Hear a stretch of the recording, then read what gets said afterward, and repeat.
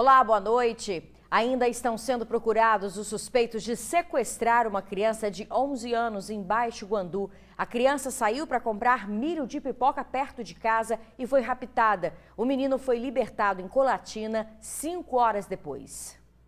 A polícia vai ouvir essa semana o dono da caminhonete usada para sequestrar um menino de 11 anos. Foram 5 horas refém até a criança ser abandonada em um posto de combustíveis em Colatina, no noroeste do estado. A escolha do menino como alvo do crime teria sido intencional. A principal linha de investigação é de que os sequestradores pretendiam trocar a criança por equipamentos fotográficos. O material havia sido furtado e estaria sendo anunciado pelo pai do menino em um grupo de WhatsApp. Mas, na verdade, o pai apenas repassou o anúncio sem saber que se tratavam de produtos ilegais. A criança foi levada ao sair para comprar milho de pipoca, próximo de casa em Baixo Guandu. A demora do filho em voltar foi o início da preocupação dos pais, que passaram a fazer buscas pela criança. Durante o sequestro, o menino não sofreu violência física, como constatou o exame de corpo de delito. A Polícia Civil informou que as investigações e as diligências da Delegacia de Baixo Guandu estão em andamento. Até o momento, nenhum suspeito de cometer o crime foi detido. E para que a apuração seja preservada, nenhuma outra informação será repassada no momento. Mas a população pode ajudar na investigação através do Disque Denúncia 181. Você não precisa se identificar. O deputado estadual, capitão Assunção do PL, descumpriu a ordem do Supremo Tribunal Federal de não fazer publicações em redes sociais. O parlamentar criticou no Twitter a prisão do pastor Fabiano Oliveira, que era um dos alvos de uma operação contra atos antidemocráticos. O pastor está na mesma cela do vereador de Vitória, Armandinho Fontoura, preso na mesma operação.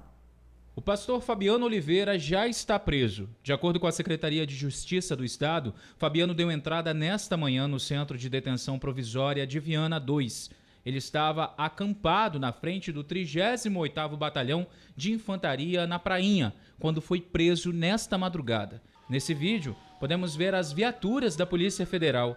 Em outro vídeo, feito ao longo da semana, o pastor diz que vai se entregar, mas aparentemente é impedido pelos demais manifestantes.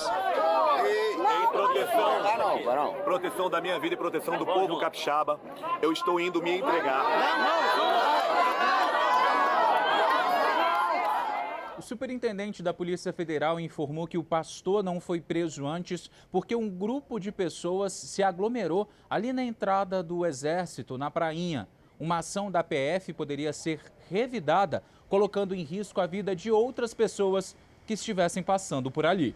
A prisão segue uma determinação do ministro do STF, Alexandre de Moraes, numa operação contra atos antidemocráticos iniciada na última quinta-feira.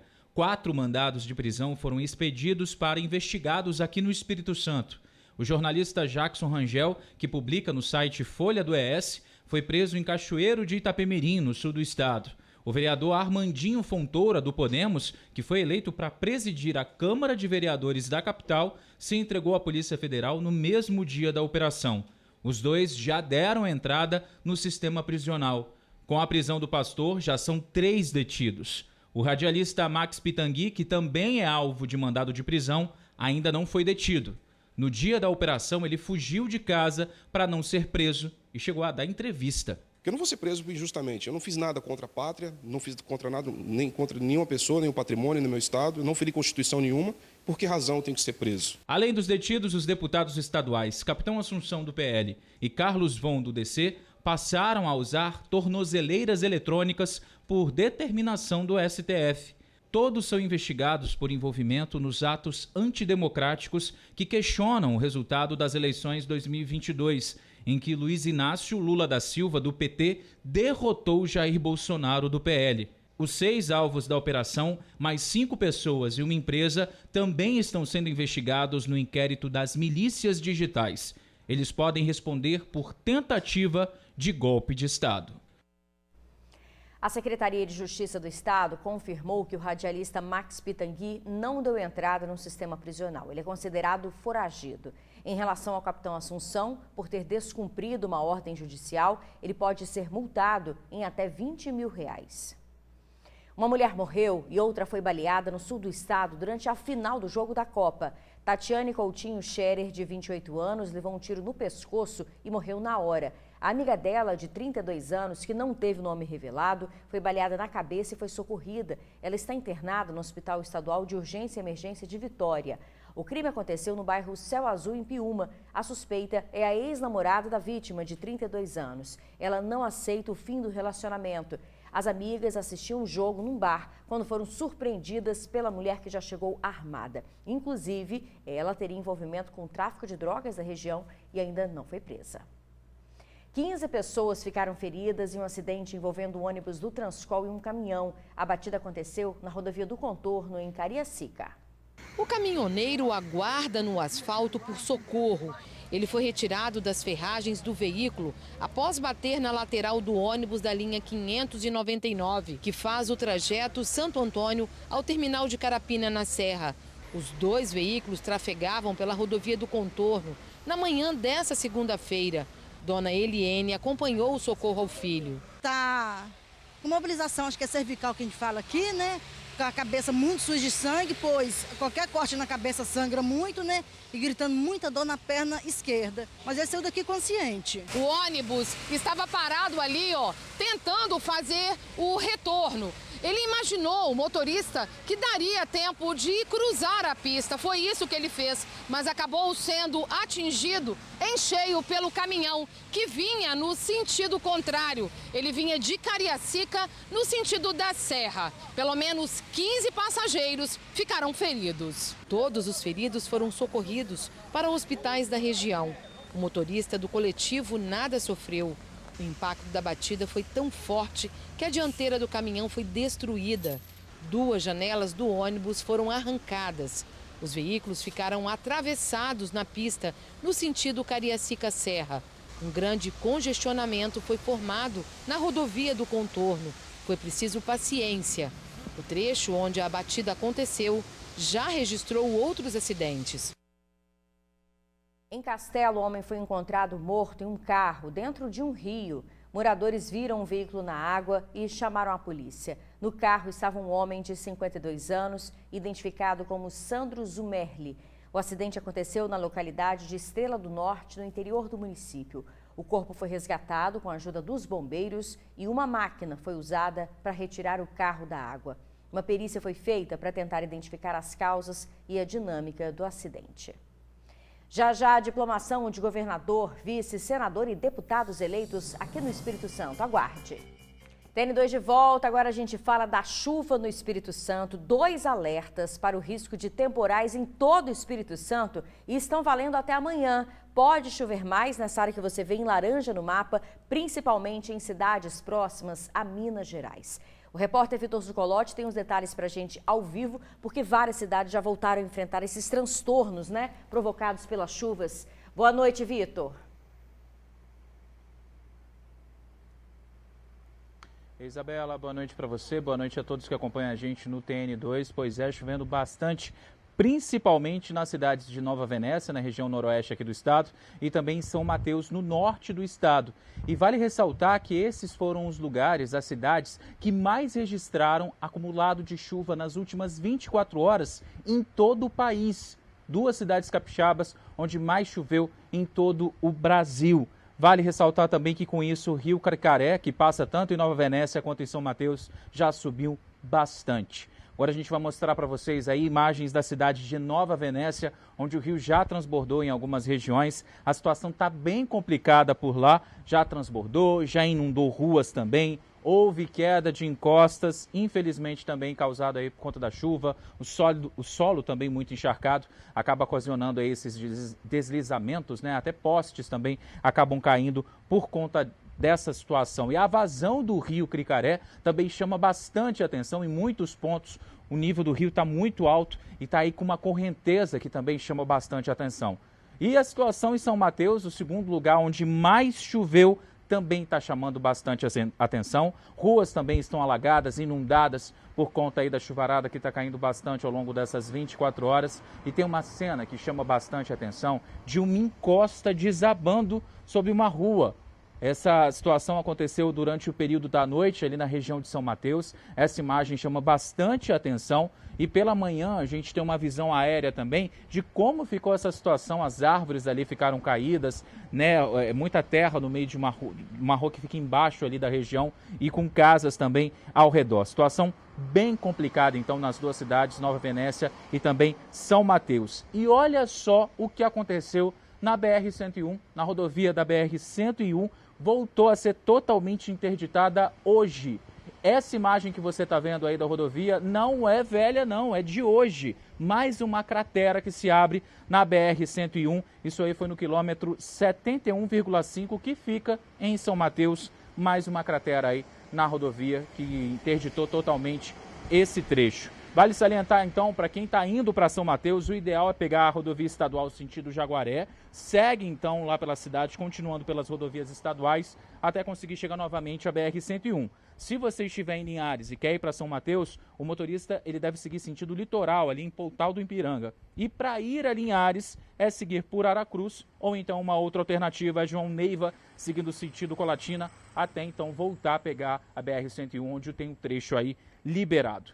Por conta dessa chuvarada toda que está caindo, em São Mateus, inclusive, já há registros de filas nos supermercados, filas grandes e desabastecimento de alimentos. Está faltando já, as gôndolas estão ficando vazias e o pior de tudo, os preços dos produtos estão aumentando devido a essa situação aí na cidade. Infelizmente, situação bem complicada. E olha, a questão da chuva não afeta só a região do interior do estado não, mas também a situação ali do hospital Santa Casa, aqui em Vitória, onde houve um vazamento de água. Situação complicada e a gente continua acompanhando. Isabela, qualquer novidade, a gente volta a trazer aqui para o pessoal. Volto com você no estúdio. Obrigada, Vitor, pelas informações. Inclusive, essa situação do hospital, eles falaram que já estão fazendo reparos, né? Foi uma calha que teve um problema. Obrigada pelas informações. Infelizmente, a gente chega perto do Natal de novo com o coração apertado, né?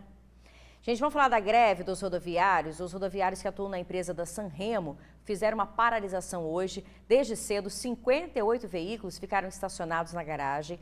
Mais de 20 mil pessoas que moram em Vila Velha foram impactadas, né? Porque ficaram sem esses ônibus que não rodaram na cidade. A paralisação é de 250 funcionários e seria por atraso em salários, ticket de alimentação e também o 13º. Inclusive, o fundo de garantia também não estaria sendo depositado há 3 anos. O sindicato da categoria afirma que tenta negociar com a empresa, mas ainda não houve acordo. Então, amanhã, a paralisação, infelizmente, continua. Foram diplomados hoje no Tribunal Regional Eleitoral os candidatos eleitos para o próximo pleito. A cerimônia do Tribunal Regional Eleitoral do Espírito Santo diplomou os eleitos para os cargos de governador, vice-governador, senador e deputados. Um deles foi Sérgio Meneghelli, deputado estadual mais bem votado da história do Espírito Santo. Meneghelli recebeu mais de 138 mil votos. O povo está mais assim politizado e com mais esperança. E sempre que se inicia, a gente tem esperança que vai ser melhor o que já se foi. A única mulher na Câmara Federal, Jaqueline Rocha, já analisa os desafios ao assumir o mandato. Tem questões que são prioritárias, a volta do emprego, o trabalho decente, o cuidado com a saúde, com a educação. A gente está vivendo aí agora um período de chuvas, estradas destruídas, né, casas. As pessoas precisam reconstruir as suas vidas e nós sabemos que a política ela é ferramenta de transformação. Este ano, mais de 2.300.000 eleitores foram às urnas aqui no Espírito Santo. A cerimônia de diplomação oficializa o resultado das votações e encerra o processo eleitoral de 2022. Nós tivemos um processo eleitoral dentro da normalidade, dentro da legalidade, respeito às regras do jogo, a lisura, a transparência prosperaram nesse processo. E hoje entregamos, encerramos com a diplomação essa fase. Então a Justiça Eleitoral, daquilo que se comprometeu, realizou. Foram diplomados pela Justiça Eleitoral 30 deputados estaduais e 10 federais, o senador eleito Magno Malta e 21 suplentes. Renato Casagrande e Ricardo Ferraço também foram habilitados a tomarem posse dos cargos de governador e vice-governador no dia 1º de janeiro. A área da educação vai ser o pilar da nossos 4 anos de governo, uma grande prioridade, a área da educação, para que a gente possa aumentar o número de pessoas qualificadas, cursos técnicos, assim como vai ser centro das nossas ações, a redução da pobreza, em parceria com o governo federal. Para nós é fundamental que a gente possa ter essa parceria forte com o governo nessa área, para a gente complementar programas de transferência de renda, de autonomia financeira. Em janeiro irei a Brasília para me reunir com os principais ministros, para que a gente possa dar um encaminhamento para as questões que são aqui antigas e que precisam de solução, como nas nossas rodovias, que são fundamentais que a gente ache caminho para elas. Lembrando que a cerimônia de posse, que dá início ao mandato, será no dia 1º de janeiro. O coronel Alexandre Ramalho vai reassumir a Secretaria de Segurança do Estado. O anúncio foi feito pelo governador Renato Casagrande nas redes sociais. O coronel Alexandre Ramalho havia deixado o cargo em março deste ano para disputar as eleições. Agora reassume o cargo. O atual secretário de Mobilidade, Fábio Damasceno, e o de Cultura, Fabrício Noronha, continuam nas funções. No último sábado, o governador Casagrande também anunciou o nome da atual vice-governadora, Jaqueline de Moraes, para a Secretaria Estadual de Políticas para as Mulheres, que será criada no próximo ano. E na sexta-feira foram anunciados André Garcia para a Secretaria de Justiça do Estado e Enio Bergoli para a Secretaria de Agricultura. No retorno do TN2, a expectativa das confeitarias para as encomendas de Natal. Fique com a gente. Está aberta a temporada de encomendas para a ceia de Natal. Quem está de olho são os empreendedores que inventam novas sobremesas e pratos para quem não quer ter o trabalho de ir para a cozinha. Brigadeiro do tradicional e do branco também. Bolo, morangos, uma explosão de sabores nessa taça, que é um dos itens disponível para encomenda de Natal por aqui. Mas não é só isso não, tá? Os chocotones estão saindo com força também. Desde o início do mês, desde quando a gente abriu o nosso cardápio, nossa agenda, os pedidos já estão a todo vapor, tanto para lembranças corporativas, sobremesas para ceia, assim, a gente está fazendo diversos doces e tudo com muito amor e muito carinho. O trabalho está frenético, mas tudo bem organizado. Inclusive por aqui, as vendas até subiram. Do ano passado para esse ano com certeza está bem melhor. Então as pessoas pedem com pelo menos um dia de antecedência e a gente já está preparado para atender, né, de última hora e tudo, e aí a gente já entra com a produção. Saindo da sobremesa, a gente veio a essa padaria que já está com cardápio natalino a todo vapor. Apesar disso, os pedidos estão começando a aparecer mais por agora. Acho que o pessoal está procurando um pouco mais de facilidade, não ficar naquele velho tempo agarrado no fogão. Então eles estão comprando já a ceia completa. A gente tem notado que ano passado eles se programaram mais. Eles compraram antes. Esse ano está meio corrido. Essa semana é que deu uma alavancada mesmo, começou hoje, de ontem para cá, né? Começou a dar uma alavancadazinha. E não é que sempre tem aquela turma que deixa tudo para a última hora? Pelo menos por aqui, eles já estão preparados. No dia, a gente sempre coloca alguma coisa a mais para aquele que esquece, aquele que não tem tempo. Pessoas que trabalham no comércio, que às vezes não tem tempo de vir, entendeu? A gente está aceitando encomenda também pelo WhatsApp. Então, assim, a gente está tentando facilitar a vida do consumidor, né? Um pouquinho, sabendo da demanda que está, a correria do dia a dia. Mas, se Deus quiser, agora vamos alavancar essa semana aí. E como o brasileiro deixa tudo para a última hora, um dos caminhos é ir até os supermercados. Inclusive, a Associação Brasileira dos Supermercados fez uma pesquisa que acredita que haja um aumento de vendas nesse Natal de 66% comparado com o mesmo período do ano passado. Então já sabe, se for para encomendar, tá na hora, hein? Ou então é colocar a mão na massa. Dependendo do prato, vale a pena encomendar, viu?